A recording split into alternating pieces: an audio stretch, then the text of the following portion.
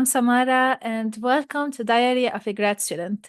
This is a space to share stories, lessons, and reflections from the roller coaster that is grad school and life.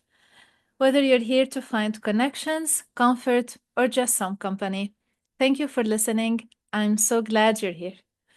Today, we have a very, very special guest. It's someone who I've been looking forward to have on the podcast for a while. Hi, Amy. Hi. Thanks for having me, Samara. Of course.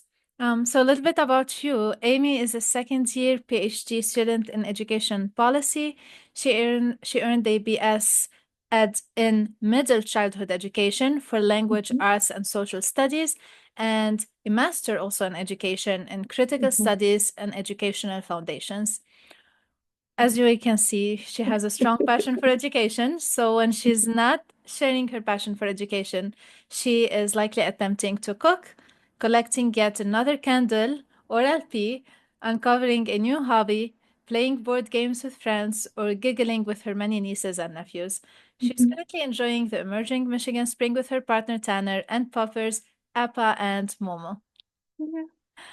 Amy, Yeah. this is a very sweet introduction. Oh, Um, thank I you. want I want to start from the beginning. How did you end up choosing your undergrad major? So you are in high school, you're a senior in high school. How did you Yeah. decide that you want to go and do a BS Wow. in middle childhood education for language arts? That is a very good question. So if I envision myself as my 18-year-old self, um, I knew I wanted to do something where, because service is very important to me, helping people is very important to me. And I knew I wanted to do something where like I could give back on a daily basis, but also get paid. Yeah. Because you gotta take care of your basic needs and everything. And I always loved school. For the longest time, why I chose middle childhood ed is because I got two content areas. So I'm a history nerd. I love history, so that's why the social studies. I believe history is just an anthology of people, and like I grew up always reading biographies as like a little kid. Oh, I So love like that. I don't like, I always just loved it. I Yeah. probably get that from my mom, history, but language arts, I was just something that I was good at. I actually am a reform, like, I used to hate reading as a kid. I hated it for the longest time. And it wasn't until in high school when I had, incidentally, a language arts teacher that was like, yeah, the book is saying this, but what is it actually saying? And I was like, Yeah. oh, it's a puzzle that I can figure out. I'm so Uh-huh. excited. So, yeah, that's a little bit about why I decided that at least that pathway. So, yeah. Okay, so when you decided to do this BS and then you are doing your undergrad, were you thinking I want to go to do a master and then PhD, or were you thinking I want to work somewhere? So how like did you decide that you actually want to pursue grad school? Very good question. So for me, I knew I wanted to do my master's because the one class that I really appreciated during my undergrad was called diversity in education. And I was like, oh my gosh, these are the things that like I want to talk about, or these are Yeah. the things that are really interesting. So like sociology related, politics related, history related, but Mhm. through the lens of education, I was like, this is so great.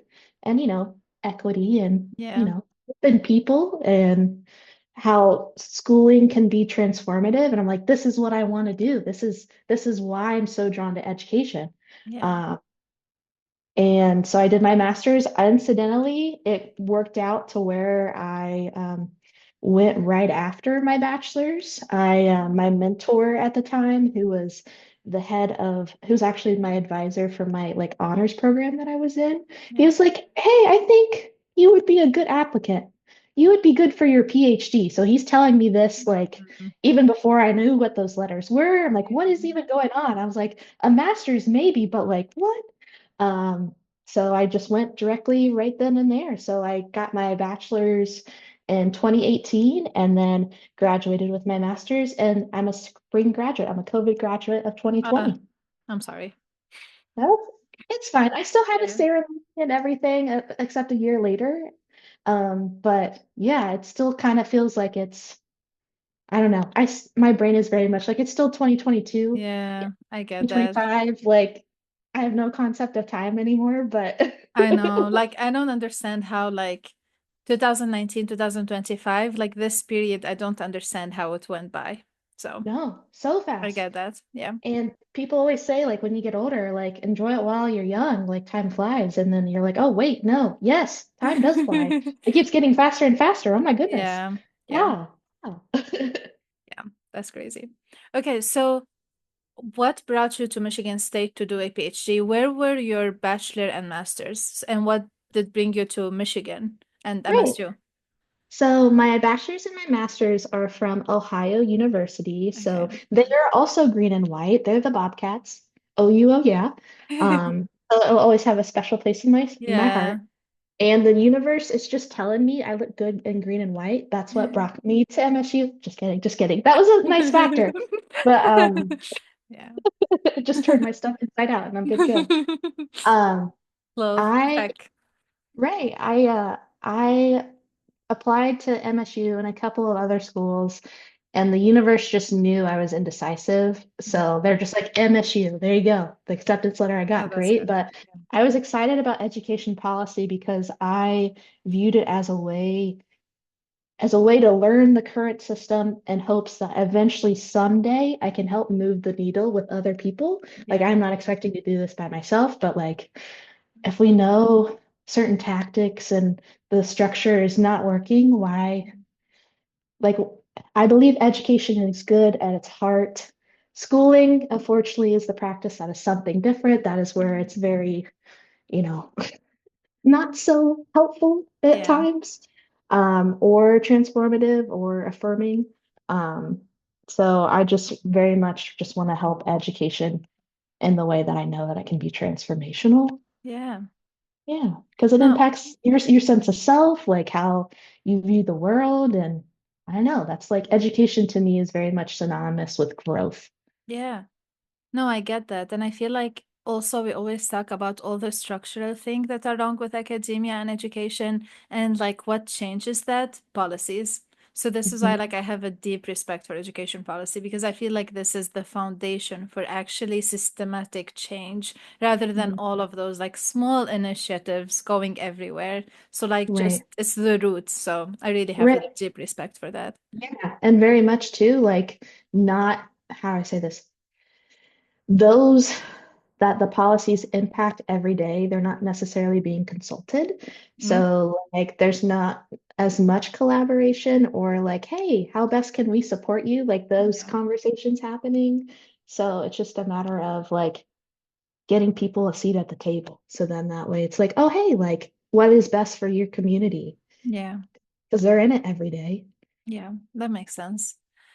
Okay, so let's do like a little bit outside of school Okay. question. So what do you Yeah. enjoy doing? I know we talked a little bit about like cooking and then you have puppies, right? Like Yes, sweet puppies. yes. Yeah. I have two puppies, Appa and Momo, named after the lovely characters in Avatar: The Last Airbender.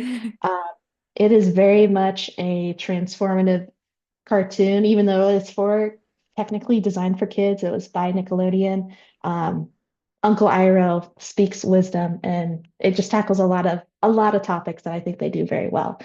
So if y'all haven't watched that, please watch it. Haven't. Okay. Uh, so my hands are busy with those if I'm not on walks or doing all the pets because they love all the pets. Yeah. Um, I on one of my in my bio I list like uncovering a new hobby. I'm like a master of like just randomly picking up something to be like, oh, this sounds like Oh, fun. I love that. Yeah. So my recent one is repurposing old candles to where it just gets below the wick, so like you can't relight it, but there's still that wax there. Yeah. I'll remelt it and pour it as a new candle. So then I can use it. And then like you have several candles, different colors and Hmm. different like smells. Yeah. Or I'll try to like group them together like similar smell profiles. So like fresh and clean That's versus like genius. woodsy. Yeah. And like wicks at Michael's, you can just buy already good to go. So you just gotta find a way to secure it to the bottom of your container that you're using. Okay, I think I have like candles that are like that I really like, and then like they are like you can't light them anymore, Hmm. so I'll try that. I love Yeah. this. Yeah, I am happy to send you a YouTube link of like different methods of how to like get that wax out. So Yeah, be on the lookout for that. So there's that. During the pandemic, I actually started my lovely hobby of painting. yeah, So I've been painting. I also, as well, during the pandemic, I started the hobby of repurposing like old t-shirts that are like beyond donation quality, and yeah. I'll cut them up into strips and I'll make like rag rugs. Wow. Amazing. Yeah, so I like crocheting a little bit. Yeah. Yeah. You know what I love? Like, you know what's the positive thing that came out of the pandemic? I feel like a lot of people reconnected with crafting. Like, that's what I've noticed. And like a lot of people like continued to even do that even Mhm. after the pandemic. Or like working with your hands. Yeah. Something maybe where it's, yeah, you might be moving your body, but just another way of being. So like I know like adult coloring books became more common. Yeah, Like exactly. Painting by so color and stuff like that. yeah, like it's just doing a creative outlet. And I feel like I think at least for me, only speaking for myself, so much of my life has been like it has to be like a certain way. Yeah. And then it's just like you get scared out to even start. And it's just like, well, the whole point of art is like it hasn't come into being yet. So you Yeah. just have to trust the process, which is very much like key advice for life in Yeah. general. Yeah, I'm trying, especially with art, trying to get out of my own way and then trying my best to then apply that into the rest of my life. So Yeah. I love work in that. progress. Yeah. Yeah, no, I love that. And I agree also like with painting, if you're a perfectionist, you want to know where you're going and you want to see it perfect from the beginning. And like I'm like this, but I love painting so much because now like when I'm painting, I just trust that it looks not very good right now, but it's gonna be good in a little bit, which actually like happens. So like you let go of this like perfectionist and pressure of like it has to be good. It has to be perfect Right, from the beginning. Yeah. right. That was a lovely introduction. Thank you. Yeah, Um, thanks. we're gonna move now to the favorites round. So we're gonna like take a little peek into your life and maybe your survival kit. Um, Yeah. so let's just start. What is your favorite quote? I know quotes change, so maybe now your current favorite quotes. Okay. Currently, my favorite quote is actually from, and I have the book because I'm in reading it right now. If you can see it. Yes. The Creative Act, A Way of Being. It's by Rick Rubin. Yeah. It, even though it's technically in a way kind of like I'm deeming it as a self-help book because it's Yeah. so transformative, but to my understanding, Rubin is very much like a music guru and helps artists kind of get through creative blocks. Yeah. And even though supposedly he may not have as much, how do I say this, like not musically trained, he doesn't really consider himself a music person, but he's very tapped in. He's just present. Um, so my favorite quote from this lovely book, which I am loving right now, is listening is suspending disbelief. Listening is suspending disbelief. I love that. What does Yeah. it mean to you? Like, how do you interpret it? So for me, I think it very much captures like active listening in a Yeah. way that's because you a lot of people like listen to respond, not necessarily to understand. Yeah. But for me, like this quote why it's so resonant is like listening is suspending disbelief in a way that like I so I very much when people give me compliments Yeah. or say something nice or whatnot, I'm trying to find potential ways to not refute it, but to see if they genuinely mean it. So I'll try to like Mm. politely challenge. Yeah. My partner Tanner has gotten the brunt of this, but now I've gotten a lot better than what I used to be. Yeah. Um, so then it's just like, okay, like if I'm actively listening, if I'm suspending disbelief, I am authentically present with that person. Like nothing else is going on in my brain other than receiving those words. I'm not Mm. trying to respond. I'm not trying to, like, I might in a way make connections because, that happens with our pathways and things, but Yeah. I'm just being with that person in that moment. Oh, I love that. I love also like how you interpret it to this specific situation. Like it's just very unique. I like that. Oh, thank you. Yeah. Okay, so what's the latest show that you have binged and loved? I don't know if you watch shows, if you're a big No, you're show good. lover. No, that's a good question. So technically I recently binged The Flight Attendant on on Max or HBO Max. Um, I've heard so about there's that. that. I liked it. I like a little whodunit. It's Uh-huh. fun suspense, not scary stuff, Yeah. not blood and gore, but like, oh, things are happening. Dun dun dun dun dun. Yeah. I binged the first couple of seasons of Hacks, also on Max. I don't It's know about this one. Yeah. it's about two comedians. One is at the end of her career, she was in stand-up, and the other is like an up-and-coming like writer in their relationship. Yeah. It's still kind of happening right now, but I think it's a really good dynamic of, people and perseverance, but also, comedy and just how, life is going. So Okay. I'm yeah. always taking shows recommendations, so I mean, show I'll recommendations, this is different. New Girl, Oh, 12 I out of love 10. Okay, good. I've watched it 3 times, 4 times, like maybe more. New Girl, Modern Family, those are my comfort shows. Mhm. Every time I finish watching them, I'm like sad. Like, what Yeah, do I do with my life right now? So, yeah. okay. Favorite way to take a break or recharge? Ooh, that is a good question. Taking a break, I will either A, physically change my scenery, like get up Hmm. and go outside, Yeah. or I really like either a 20-minute nap, you're just out You said. cold, and then I'm like, oh my gosh, I'm refreshed, or Yeah. taking a shower. Yeah. I love that. I have a theory about naps too. Like, I feel sleep can make me forget things. Like, so if I'm upset and I sleep, I wake up like forgetting what I'm Mm. upset about. Like it's amazing. Right. It's just a way to kind of cleanse yourselves and just be Yeah. like, okay, can we calm down? Or Yeah. like, let's be present and sit with ourselves. Is it actually something that's going on right now, or a pile of things, Yeah. or another option, so on and so forth, that I'm just going to ramble. But yeah. Yeah. No, I love that. Okay. Favorite piece of advice you have ever received or given? Oh, that's a hard one. Well, I very much would say the best piece of advice, which I am also working on Yeah. myself, so I am not perfect, is treating myself like my friends would.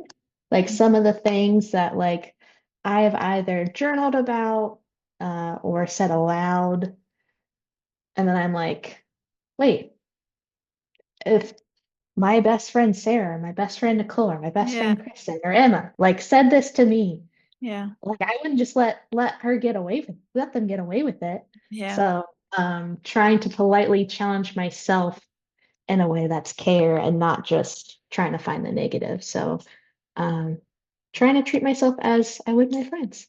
Yeah. That's the best self-compassion advice, honestly. Like, how would you treat a friend? Just treat yourself this way. Yeah, I like that. Okay, we're gonna end with two favorites about grad school. Um, Okay.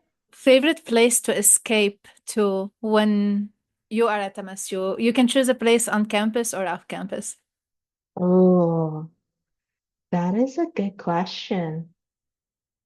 So escaping, I don't know.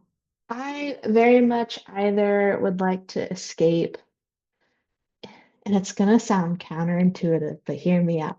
Yeah. The library on the fourth floor in the Yeah. music library, Yeah. they have a little conference room, Mm-hmm. and it's technically for 12 people, but it very much, I don't know if it's the height with the windows, but that natural light comes in, Yeah. and because you're at the top, you can see everybody walking around. You can still see nature, but also I don't know if it's the structure of the room. Like I just feel like my ideas have space. Like my brain is just like Yeah. calm.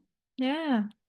There's also the multimedia library also on the fourth floor, which if you want to rent out a GameCube or a different console for like a couple hours, So, so fun.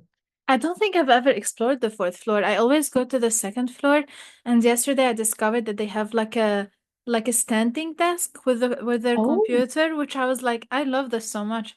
But I've never explored the fourth floor, so I'll look into hmm. it. Yeah, I'm very much, I need my natural light, but also I like being around books. But um, I don't know, it's just the farther you go up, things kind of seem smaller. Oh, I love that. That's yeah. Okay, last one. This might be a little bit hard, but favorite moment so far during grad school? Oh, that is hard. Because there's a lot, I would say, oh, there are so many, but they're all people related, which I think Yeah, speaks truth to like me and my need for a sense of like community and care. Um, I would say honestly, and it's gonna sound very cheesy, meeting Dr. Byer, yeah, um, because in my the next segment we'll reveal some other truths. Um, that lovely connection of like I met her at a time when I needed it the most, yeah, and I was craving a sense of like mentorship, and yeah, she very graciously, very kindly just saw me yeah, and knew I kind of needed what I needed in that moment. So I'm just very thankful for her and everything else that has succumbed after that. Because like great fellows, everybody else has been awesome and great. But yeah, yeah. I'm grateful to have met you also through her. yeah, So, yeah. ditto. Okay, we're gonna move to the next segment. So every guest on Diary of Grad Student will have their own custom segment. This is something inspired by their own story, by something they have shared with me that stuck with me. So it's time for your own custom segment. Which Yes. we're gonna call it Trusting Your Voice, Your Intuition, Hmm. Your Choices, especially in grad school, because I feel like grad school is a place where it's full of like doubt, like comparing yourself, uncertainty, like anxiety. So I'm just so Hmm. excited to talk to you about this. And Yeah. it could not have even come at a better time for me personally, because I think like I'm even battling with like a decision I need to take. And I don't know, I just have so many questions to you about how to trust yourself and not doubt yourself in those midst of uncertainties and risk. So, okay, let's just start with something from the heart. For you, what does trusting yourself mean? For me, Yeah, trusting myself means not only allowing myself to feel how I feel, yeah, either in the moment or just sitting, if it's not necessarily the right moment, eventually making that space for myself to then be like, okay, let's feel how you feel. Um, but also, if there is something wrong or something isn't quite right, like keep trying to connect. With me, it's connecting with people in a way to like not only build community, but to see what works yeah. for them to then try it myself and then move forward. Um, Seek connection because you are your only advocate, and it's not necessarily that other people don't want to be. If you Yeah. don't say something, how are others supposed to know that you either need help or need support? So, I like that. So advocating for yourself, because otherwise, how would people know what's going on? right, right. Um, okay, so my main question with trusting yourself is, um, how would you know, like when it's intuition and like your gut telling you something, and when it's fear or anxiety, because those two are like very hard to distinguish. And Hmm. even when you have intuition, I've heard people say that intuition is calm, anxiety is loud, but Hmm. I feel like even when you have an intuition, if you have anxiety, it's kind of hard to distinguish this loud voice from this calm voice. And sometimes they might be saying the same thing, sometimes they might be saying very different things. So, like, how do you distinguish between them? Right. That's a very awesome question. I appreciate you. So, like, I will try my best to say how I distinguish it. Yeah, I'm sure other people have other ways, but like for me,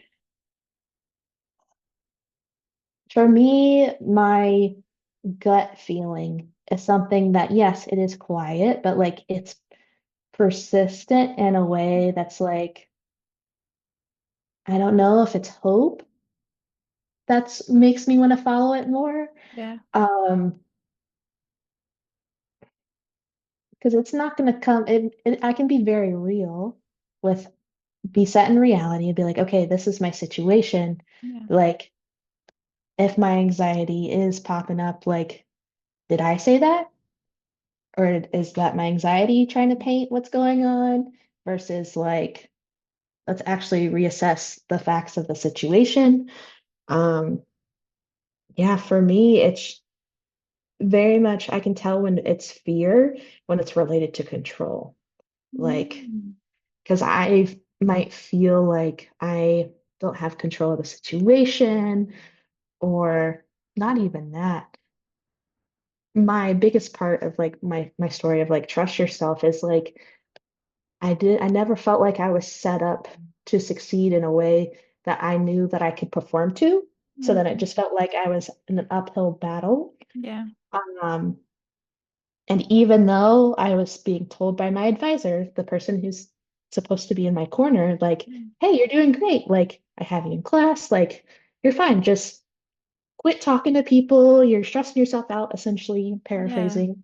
But like, I don't know if it was just seeing it as this girl needs confidence when I was just like, no, like I'm here for a reason. I Yeah. got in, which is awesome, and I'm very thankful. And it's even a privilege to get in and then make it to the stage, which trying to combat that imposter syndrome away is hard. Yeah. It seems like it's easy now, but this has taken a year and a half to get to this point. Yeah.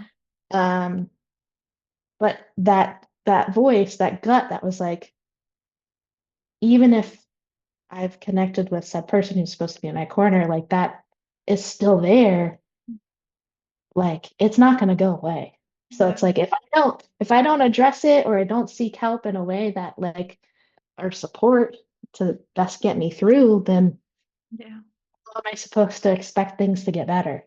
Yeah. Um, so I don't know if that exactly answers your question, but I kind of did it in a roundabout way. Yeah. I don't No, know if you did. you You definitely did. Like, there were two things that really stuck with me with what you said, like the persistence of the intuition, because anxiety can be very persistent. If it's my anxiety is very persistent. But agree. you mentioned control, and I think intuition would never try to like control things, but anxiety is what tries to control things. Like, I want to make sure you're okay. Like, anxiety is what basically what in the head, like, let's have control over the situation. Let's do the maximum to have control over the situation, and don't think intuition is this way. So I like that. I feel like this is something I'll take away from your answer. Thanks. Yeah. Appreciate you. Glad I could be helpful in my Yeah. ramblings. No, it's awesome, honestly. Okay, was there a time in grad school you've kind of touched base a little bit on that, when you really doubted yourself, and what helped you find your footing? So this could be in your master's or in your PhD. Yeah. I would say my first semester of my first year, I very much doubted myself. And it was not only like the imposter syndrome of like, oh my gosh, like, do I actually, should I be here? Um, but for me, it was very much like a privilege thing of like, oh, like I made it this far, but yeah, I'm still having these struggles. Like it's on me to figure out. And granted, not to get too personal, most of my life, I've felt like I've had to have the answers and to keep it together all the time. So it was a point where like I was just like, oh, like the answer, I didn't readily have it yet. Yeah, And I was freaking out. Um, and then two, when I tried to talk about it to the person that was supposed to be in my corner, I was just getting like, no, no, no, you're fine. You're doing great. yeah, What are you talking about? So that was hard to, I knew my advisor did the best with what they could at the time that they have. Um, it just took, I just needed additional time to even have the words to be like mentorship in a way that's not like, I'm not expecting to be best friends with someone, but like someone who's like has my back in a way that like is genuine yeah, and not because they feel like they have to. yeah, Um, because for me, like that rapport is very crucial because then it makes it easier, especially graduate school is a complete its own context. It's unlike any other job, any other situation ever. And especially for me, I came from a full-time job as an academic advisor. Oh, Like, yeah, yeah. So a lovely student support role. yeah, Um, yeah, I came from that, and I acknowledge, there are sacrifices when you continue your education, which I'm all ready for. Um, I just felt like, well, I wasn't getting the care that like I knew that I needed, but also that I tried to supply to students to when I give. was an advisor. Yeah, Yeah. So then I was trying to use like what I had of institutional knowledge of like higher education to begin with to yeah, then try to seek it out. And it wasn't until I went to like a lunch and learn, incidentally, at the graduate school, which I'm very thankful of, with the dean. And I asked a question of like, how do you meet yourself where you're at without getting in your own way? mm. That was the mantra of Oh, I love it. my second, Yes, my first yeah, year, because I was like, okay, I hit this bottom in addition to, like I'm trying my best not to pull all-nighters. I'm trying my best to be like, no, like, yeah, I'm here for a reason. Like I deserve to be here, yeah, which is a hurdle to even get over. yeah, And then be like, okay, well, if the person in my corner is somewhat in my corner, but not really, and if I need additional help, how best can I seek that help? yeah, I asked that question. Dr. Byer was there, and then like she authentically responded as she does because she's yeah, amazing and great. Um, and then even like came up to me afterwards, and now talking to her about that event when I first saw her, she's like, I could just see that you were carrying something that yeah, like you were trying to like get assistance with or get support. So I'm just very thankful. Like the universe works in mysterious ways. Like if you are persistent as much as your gut is, yeah, you just keep following it. yeah, Like follow what feels right or feels like you, because so much of my energy was spent on negating myself and being in my own way yeah, that it just made it harder. yeah. That makes sense. I feel like there's already so much going on in grad school and things in your way. So if you don't have, like, if you're not your strongest advocate, or if you're working against yourself, like, it's gonna be really unbearable. Like, you really have to be your biggest supporter and your biggest advocate. So I appreciate you, like, talking about this. Right. Okay, so let's say you're advocating for yourself. Now you have the sense of self, which is great. And you are about to take a decision and Yes. you want to make a choice, but that choice does not make sense to other people, but it feels so right to you. Because I've been there where, like, Mhm. I feel this is right for me because I'm at peace with it. And, but other people don't think this is right for me. And, like, how do you make this choice knowing that it doesn't make sense to other people? Right. And that is very fair. Off the cuff, I don't know. I'm the youngest of four kids, so I don't know if this plays into it, but like at the end of the day, it's your life. Like Mhm. you're gonna do what's best for you and your scenario. And if, to your point, if it gives you peace, or let alone it gives you happiness and peace, Yeah. like that's all. You don't even know owe other people anything. But Yeah. like to even like use those words if someone genuinely wants to sit down and have that conversation, um, it's very much like, hey, this is what works for me at this point Yeah. in time. It's not necessarily that you're excluding that other option ever. Yeah. You're just, again, doing the best with what you got at the time that you have it. Yeah. I like So, that. yeah. And that's also a mantra that like echoes throughout my lovely experience that I've had so far that again sounds all perfect and together right now, but Yeah. like it took me a year and a half to get to this point. So yeah, Yeah. I would say, trust that persistent, not necessarily a quiet voice, but like even if you don't innately have the answer right now, that doesn't mean that you won't. You got to give it space to emerge. Hmm. Love this. Um, Wow. Yeah, I really like that. I also like the idea that you said about like taking decisions in a way that makes sense to you right now. Like this is something that alleviates so much stress also from taking decisions because you want to take a decision thinking, I want this decision to be the best decision for all my life. But you can't Mhm. predict that. And like you just need to take decisions to what feels right in the moment. And that's all you have. So Right. To amazing. speak to Abraham Lincoln, the best thing about the future is it comes one day at a time. Yes. Oh, I love one day at a time. I have it. I painted it in a background and I wrote it because this is like one of my favorite quotes. So Mhm. awesome. Okay. How has your relationship with your inner voice and your inner strength changed over time? Thinking from when you were a kid to you working full time, which I did not know, to you being a student, to you being a grad school. How did this Mhm. relationship with your inner voice changed?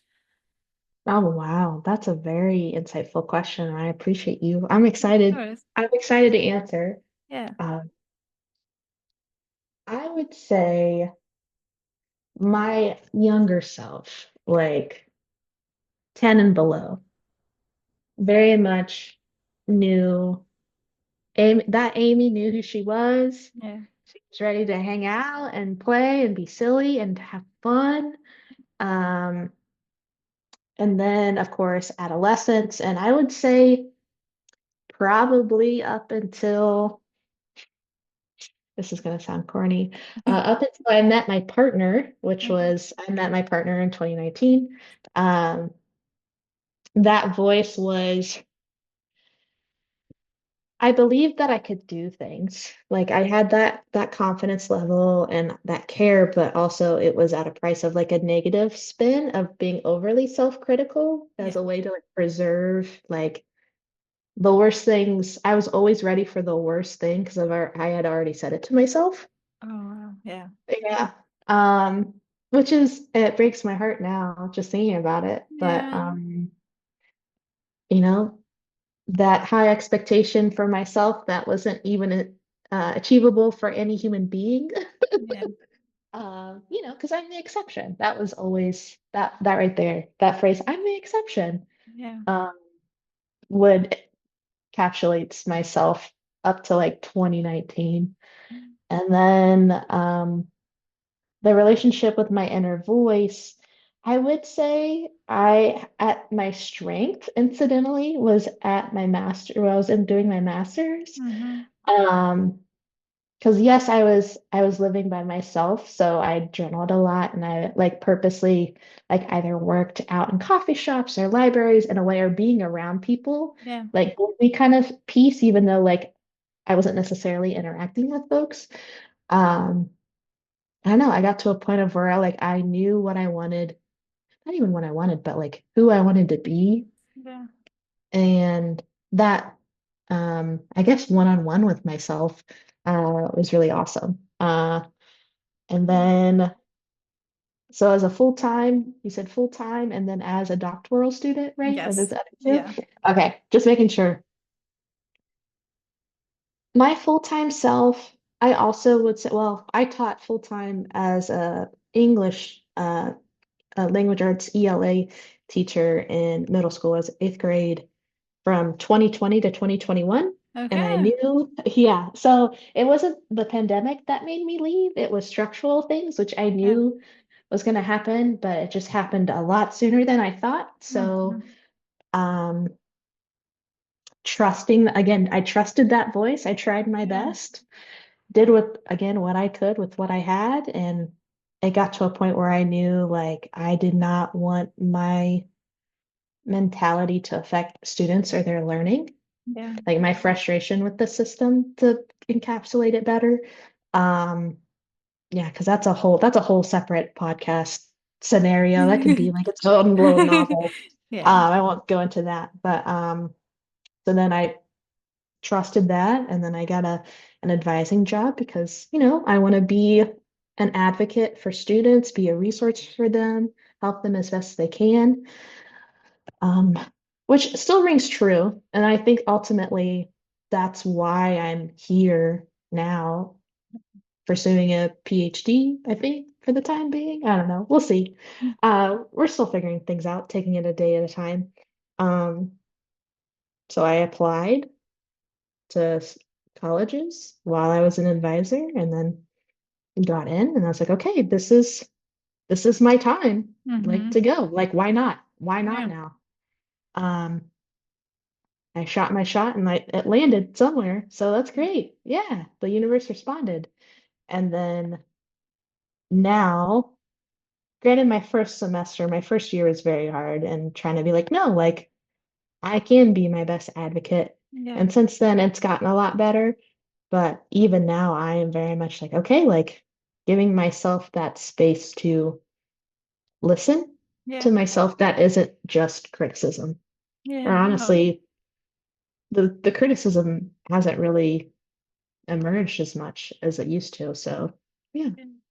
Well, so you embody self-trust, really. You really do. Like in the way you talk, like it's just very obvious.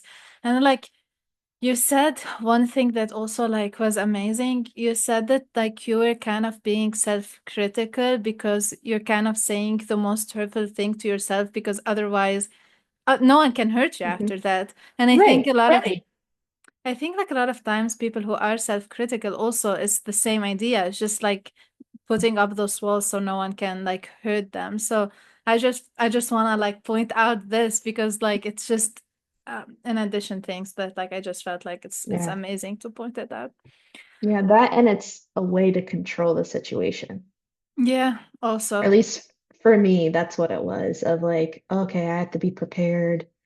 I had to be on my toes, like not Yeah. necessarily have to outsmart folks. That was never it, but like Yeah. I just have to be ready. Yeah. Well, Whatever ready means. yeah. Okay, thank you. Thank you for like sharing this really. I love the answer.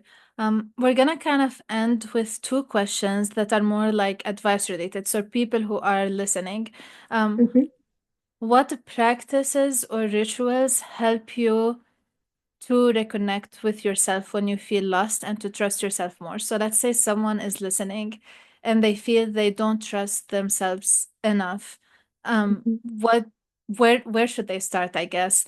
And my second question is really like what advice do you say to them? Like what would you encourage them to do?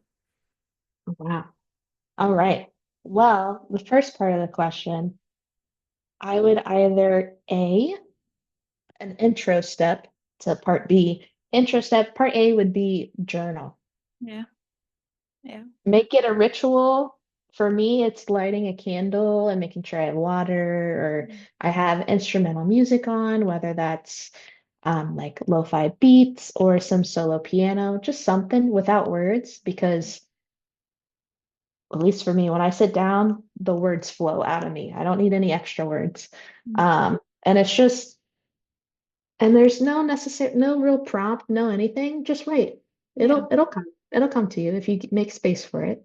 Yourself will emerge. And then part B, for those who already journal, take yourself out on a date. Go get coffee by yourself, either go get food by yourself, yeah, and just sit in a way that's not necessarily you having conversation with yourself in your head, but just be in the moment.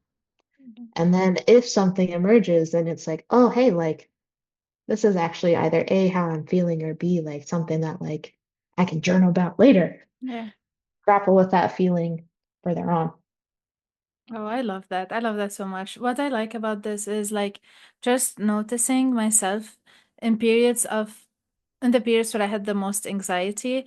Those were the periods where I felt I can't sit alone. Mhm. So it's just amazing because I feel like you know that when you sit alone, your thoughts are gonna be the loudest. So I just really like the idea of actually giving space to sit alone and let those thoughts come in and like write them Mhm. down, and they are not as scary as they are in Right. your head. Right. And once they're down on paper, they're gone. Or Yeah, at least out for the time being. Like you're not carrying them around anymore, or you're yeah, not necessarily being weighed down by them. And to be fair, like there might be things that you journal about that are like a consistent theme. And then from there, you can be like, oh, I see this pattern. Yeah. Do I need to talk to a friend about XYZ? Do I need to seek out additional supports? Or Mm. like, how do I move forward? Yeah, Because if you don't put a name, and that's the other thing, if you don't put a name to it, how are you supposed to know what you need? absolutely. I love that. This is awesome. This was an amazing, amazing segment. I'm just so grateful we were able to have this conversation. I knew it's gonna be great, and it Oh, was well, great. thanks. Well, Yeah. you're a great host. I appreciate your very, how do I say it? Not, they are insightful. They made me reflect a lot. Um, but they're really great questions. I was like, oh man, that's yes. I just wanted to clap. I'm glad. I'm glad.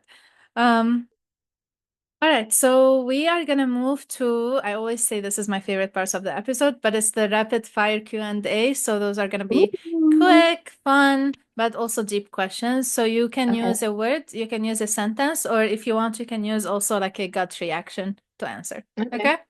All right. Strapped in, ready to go. What wakes you up at night? Typically, me drinking too much water. It's usually nature calls, or it might just be I have a very vivid imagination. Like I can recall my dreams typically Yeah. after I wake up. So yeah, it could be at one of those. We never know. We'll see. Okay. What wakes you up in the morning? Either my partner's alarm or the light that's coming in through the window. Oh, I love that. Okay, I'm gonna do a twist on those questions. I want to ask Okay. the same questions, but I want the figurative meaning. So, like, what wakes you up at night? So, what make you stay awake at night? What makes me stay awake? Either in a very tangible sense, either playing games with my lovely friend Tanner, but I would say if it's something that I'm working on, like a feeling, especially with my lovely segment of trusting yourself, it's times when I feel like I'm not either trusting myself or I am purposely ignoring myself so I don't have to feel a certain feeling to then work through it. Oh, I love that. I love that. Okay, what wakes you up in the morning? What makes you excited to start the day? That is a very good question. It can change on day to day, but like the fact that it's a new day, a new chance to be present with myself is the very cheesy, corny answer. Um, as well as a very corny answer of like, I like spending time with my partner. My partner is my Yeah. best friend. He's really great, and I'm just so ready to like giggle. I'm so ready to take in things. I'm so ready to like just experience. Oh, that's sweet. Um, okay, what do you hope is said about you behind your back? In a joking manner, be like, "Are her curls real? No, what? They are real." Um, They're amazing.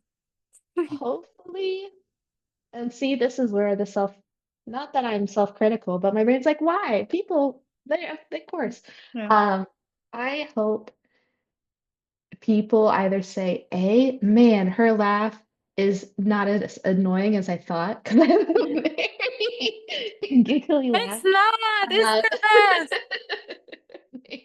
Yeah. um,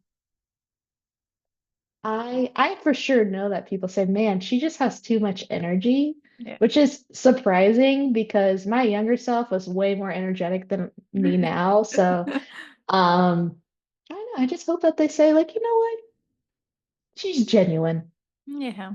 Yeah. I know that people talk about your energy all the time, Oh. and you do have a genuine energy. So, yeah, check for this one. Oh, Um, well, thanks. so what is something that people often get wrong about you? That I'm happy all the time. Makes sense. Which I don't know if it makes me think about like Robin Williams and just like Yeah. rest in peace, Robin Williams. Like you gotta check in on your happy friends too. Yeah. Um, because so much for, again, how I mentioned earlier, like I just have always felt like I had to have it together all the time. Like I was Mm. always the advice giver, like my friends came to me, but realizing like, no, Amy, you're not an exception. Like Mhm.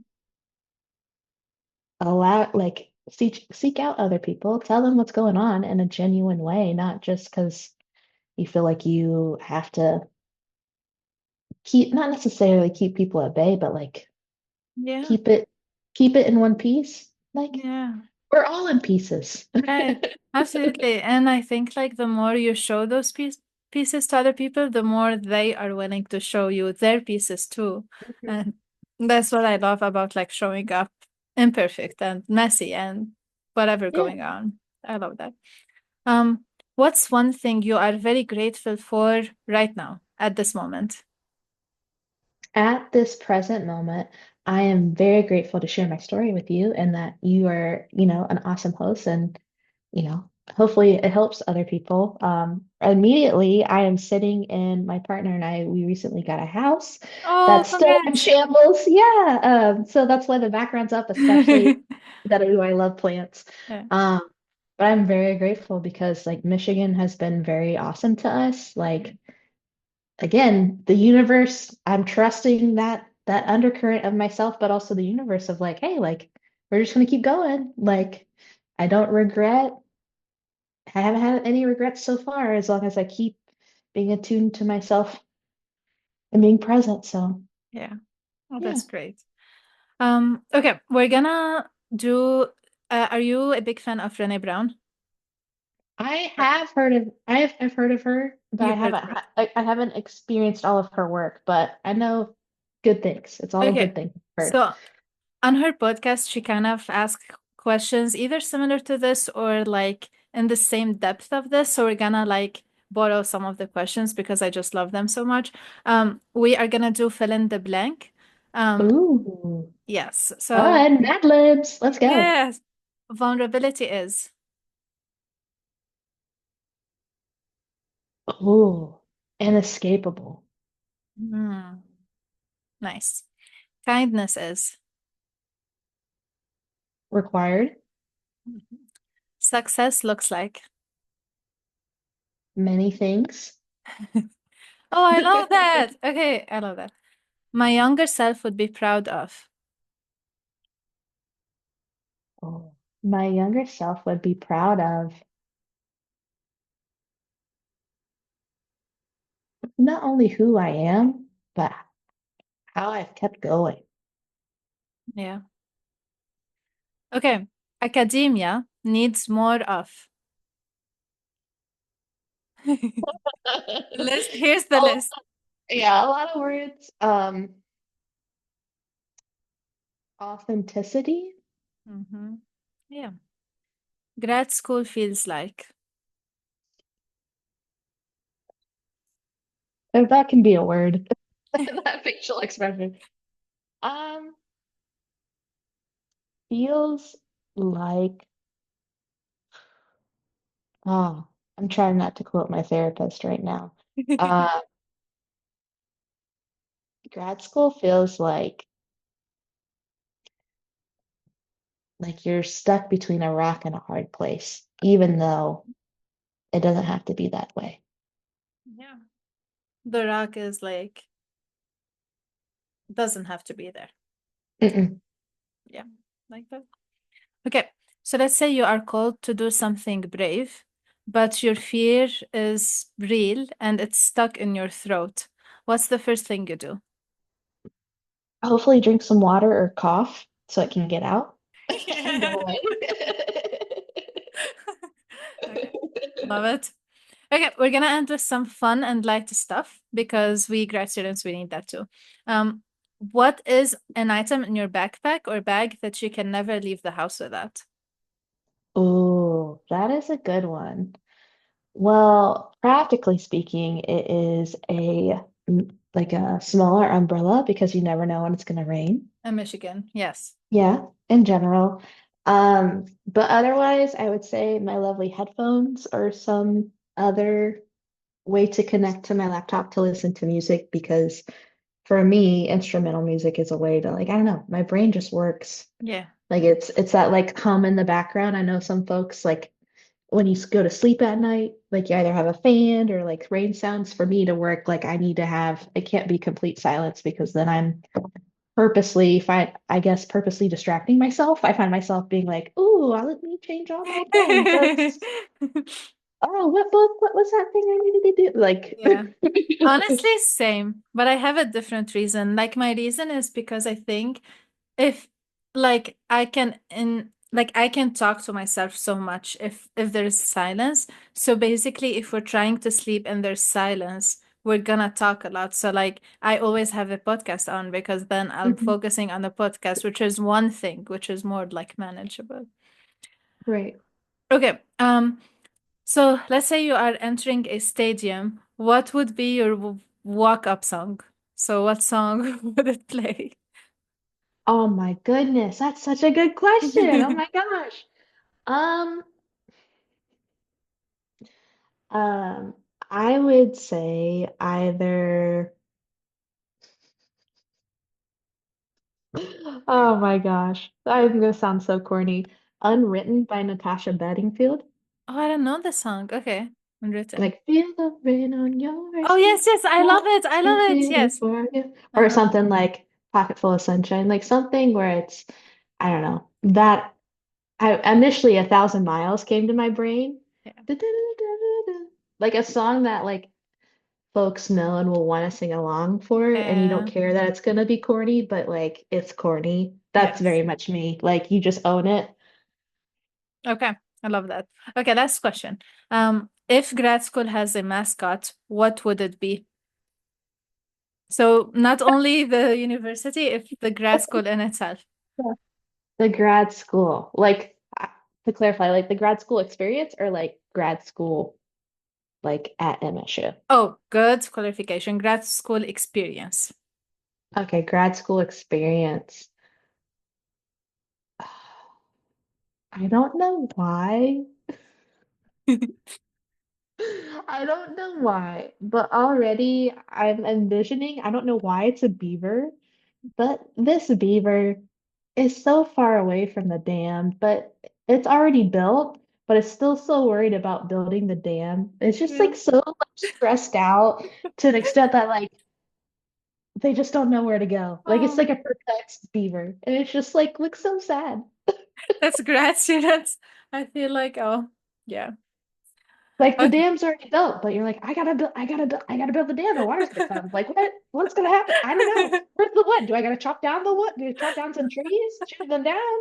I don't know. Okay. Is there no water? Why is there no water? Do I have to make water or funnel it over here? Like I That don't know could. why. I feel like this clip should be a meme. Like it's so funny. Okay, that was so fun. Thank you for playing along. Um, yeah, that was really fun. Yeah, thanks. Okay, we're gonna move to the last few segments. Those are usually go quick. We're gonna do the kindness challenge one. Can you share one simple way that you think people can be either kind to themselves or maybe kind to other people? Yeah, 100%. So for me, this is something that I also am working on and trying to be better at. So I am all already not perfect. Yeah. Um, at the end of the day, instead of recounting what you didn't do or what is still on your to-do list, Mm-hmm. focus on what you actually spent your energy doing on that day. Because 9 times out of 10, you likely did a lot more than you think you did, Yeah. but it's just a way to like prove it to yourself. Yeah. So yeah. I like that. I would add, because I do that for myself to be kind. I like, even if I did something and I don't need to write it on my to-do list, I write it on my to-do list just to cross it. Cross it off. Yeah, no, I'm very much the same way because no, Yeah. like I did this thing or Yeah. I moved this up. Like, yeah, we do a lot more than we think we do or give ourselves credit for. And Yeah. we are not the exception. Treat ourselves as you treat your friends. So, yeah. Yeah, that's a great advice. And I think people who are listening should be able to do it. I really recommend it. Mhm. Okay, our lovely guest left a question for you. And I really like this question. The question was, Do you ever feel like giving up on grad school? And if yes, what do you tell yourself? Or do you ever feel that grad school is not your thing? That is literally the question that I am grappling with right now. So I appreciate the former guest. I would say at least this the second part of like I'm now at this crossroads literally to be like, okay, like if my ultimate goal, why I went into a PhD was in hope not only to learn the system of educate the schooling system to then hopefully make it better for the everybody involved. If my ultimate goal is to be a resource and advocate for students, Yeah. the PhD is a tool. So, do I already have what I have in my toolbox? Can I reach this ultimate goal of being a student advocate or resource, or do I need the PhD? Um, so that's where I'm at right now. And Yeah. in full transparency, like I'm actually on, like I sought like medical leave in hopes to like answer this question. Yeah. And we just hope that I know it'll eventually get answered as long as I keep trusting that undercurrent of my intuition and myself and allowing myself to give myself that space. Yeah. Amy, I love first thank you for the vulnerability. But I love also how your answer shows like very deep authenticity because you're not asking yourself like about the degree. It's more like would it get you where you want to where you Mhm. want to go? Like would it take you to what you want to do in life? And I think like this is the right reason to do a PhD, whether it adds to your life. And because sometimes I feel like it's easy to be wrapped up in the degree and then the Mhm. title. So I really appreciate that. I like Oh, that answer. and I appreciate that support. Really means a lot because Yeah. for me, I just felt like, a lot of people come to grad school to pursue a master's or doctorate for different reasons. Yeah. For me, I just felt so alone in that, like, I have so many interests that are broad. Like, I didn't come for one thing. Yeah. Um, and maybe it's because I don't quite know what I would like to do in the future, other than as long as I'm helping education, I'm helping people, I'm being that resource or serving as an advocate to help others. Like, I just know that's where like I'll thrive. I know that's the intersection, but I'm not quite sure if Yeah. there's what the other paths are for me. So, Yeah. And I trust that you will find it as long as you continue listening to your voice the way you are doing right now. So, thank you. yeah. Appreciate it. Okay, last segment. You are gonna take the mic and you get to answer, yeah, ask me anything you want. So that could be about Ooh. grad school, something silly, something fun, something deep. It's your choice. So, what would you like to ask? Oh, bum, bum, bum, bum, bum. What drew you to a doctorate? And is that reason that drew you to a doctorate, still the same now that you've, made it through this lovely process? Boo, boo, boo, boo, Yeah. boo. Doctor. Yeah. um, yes. Okay. I would say no to your second question. I was drawn to do a doctorate in math because I loved math so much, and I did not know what to do with the passion that I had. Like, I was like, okay, I'm so passionate about mathematics. I guess, like, I'm gonna continue doing my master's and I'm gonna continue doing my doctorate. And I did not know where I'm going next. I just knew that, oh, I love it so much. I'm just gonna continue doing it because really, what Yeah. else can I do?